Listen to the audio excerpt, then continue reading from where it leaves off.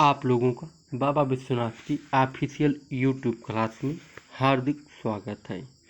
आज आप लोगों को सामाजिक अध्ययन शिक्षण में भारतीय राष्ट्रीय आंदोलन के प्रमुख उदारवादी नेता के रूप में गोपाल कृष्ण गोखले को पढ़ाया जाएगा। आइए हम आप लोगों को गोपाल कृष्ण गोखले के बारे में पढ़ाते हैं। गोपाल कृष्ण गोखले का नाम भारत के इतिहास में सदा अमर रहेगा। वे एक उच्च कोटि के राजनीतिज्ञ थे। वे अपने महान कार्यों से आज भी जीवित हैं और उनके श्रेष्ठ और महान आदर्श हमारे पथ निर्देशक हैं। आज भी हम उनका नाम बड़े आदर और सम्मान के साथ लेते हैं। महात्मा गांधी उन्हें अपना राजनीतिक गुरु मानते थे। ध्यान दीजिएगा, आप लोगों से बार बार पूछा जाता है कि महात्मा गांधी के राजनीतिक गुरु कौन थे, तो वह गोपाल कृष्ण गोखले थे। वे भारत के सबसे बड़े और श्रेष्ठ सम्मानित राष्ट्रवादी थे।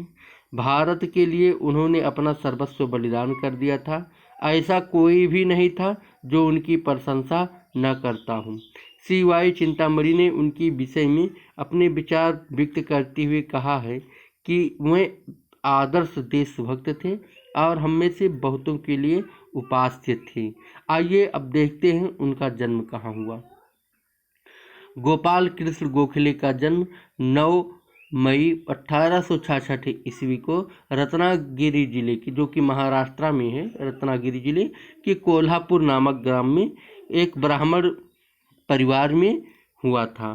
श्री गोखले जब केवल 13 वर्ष के थे तभी इनके पिता की मृत्यु हो गई। इसका परिणाम यह हुआ कि गोखले को अपनी शिक्षा पूरी करने के लिए आर्थिक कठिनाइयों का सामना करना पड़ा, किंतु 18 वर्ष की अल्प आयु में ही इन्होंने BA की उपाधि ली। इसके बाद आपने दक्षिण शिक्षा परिषद को अपना मूल्यवान समय का कुछ भाग देने का इरादा किया। आगे चलकर यह संस्था फर्ग्यूसन कॉलेज के रूप में विकसित हुई, जिसमें आप अंग्रेजी साहित्य और गणित के अध्यापक थे। इन दो विषयों के अतिरिक्त आपको इतिहास और अर्थशास्त्र में भी रुचि थी। महादेव गोविंद रानाडे के विचारों का आप पर पर्याप्त प्रभाव था। वे गोखले से अत्यधिक प्रभावित थे और इनके प्रयत्नों के फलस्वरूप श्री गोखले सार्वजनिक सभा के मंत्री पद पर नियुक्त हुए। श्री गोखले को सरकारी नौकरी बिल्कुल ही पसंद नहीं थी। आइए देखते हैं उनकी प्रमुख उपाधियाँ क्या थीं। 22 वर्ष की अवस्था में आप बम्बई विधान परिषद के सदस्य हो गए थे। 39 वर्ष की आयु में आप कांग्रेस के अध्यक्ष हो गए थे। गोखले की यह इच्छा थी कि भारत के नवयुवक अधिक से अधिक संख्या में राजनीति के मैदान में आए और इसी उद्देश्य से सन 1905 ईस्वी में आपने सर्वेंट्स ऑफ इंडिया सोसाइटी की स्थापना की और इस संस्था का एकमात्र उद्देश्य था नौजवानों को स्वार्थ रहित होकर देश सेवा के लिए तैयार करना। वह नौजवानों को देशभक्त बनाना चाहते थे। श्री गोखले ने अपने जीवन के 15 वर्ष उदारवादी दल के नेता के रूप में कांग्रेस के आंदोलन में महत्वपूर्ण भाग लिया। उन्होंने क्रियात्मक आदर्शवाद भी कहा गया है, क्योंकि लक्ष्य निश्चित करने के पहले वे अच्छी तरह सोचते विचारते थे कि आखिर इसको किस हद तक प्राप्त किया जा सकता है। वह वैधानिक मार्ग में पूरा विश्वास रखते थे। सरकार के साथ वे किसी तरह का संघर्ष नहीं चाहते थे। यद्यपि वे बराबर यही मांग करते थे कि भारत का शासन जनतंत्रीय आधार पर होना चाहिए और भारतीयों को शासन में भाग लेने का अधिक अवसर मिलना चाहिए। उनका विचार था कि अंग्रेजों ने भारतीयों को एक प्रगतिशील सभ्यता प्रदान की है, इसलिए वे अंग्रेजों के संबंध को बड़ा लाभदायक मानते थे। भारतीय नौकरशाही से उन्हें बहुत चिढ़ थी, क्योंकि उन्हें विश्वास हो गया था कि नौकरशाही स्वार्थी है और जनता के हित का विरोध करने वाली है।